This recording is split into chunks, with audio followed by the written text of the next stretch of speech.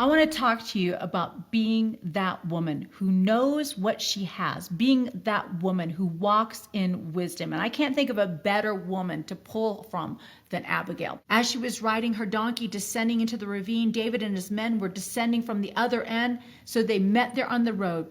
David had just said that sure was a waste, guarding everything that man had out in the wild so that nothing he had was lost. And now he rewards me with insults, a real slap in the face. May God do his worst to me if Nabal and every cur, which would mean men, in his misbegotten brood isn't dead meat by morning.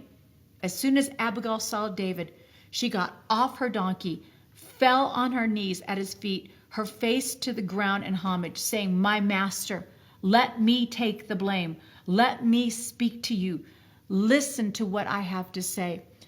Another version says, "Let me whisper in your ear." I wasn't there when the young men my master sent arrived. I didn't see them.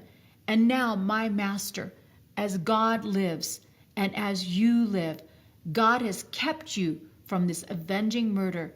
And may your enemies, all who seek my master's harm, end up like Nabal. Now take this gift that I, your servant girl, have brought to my master, and give it to the young men who follow in the steps of my master. Forgive my presumption, but God is at work in my master, developing a rule solid and dependable. My master fights God's battles. As long as you live, no evil will stick to you. What is she doing? First, she's using wisdom to position Nabal below David's notice. Second, she's using wisdom to reposition David's focus back on God.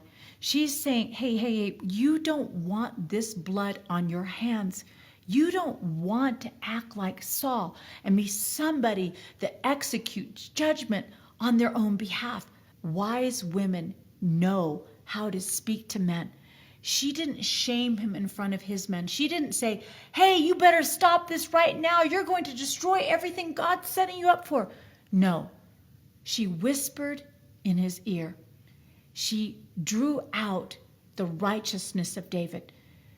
Wise women know how to speak to the prince in a man. They know how to speak to the nobility in a man. I believe you can be that woman who draws out the noble purposes of the men in her life, who draws out the noble purposes of the friends in her life. I need you to be that woman who understands what is in her charge, what is in her care, what she has to give, that you would open the door with generosity, and then you would speak with wisdom. Be that woman.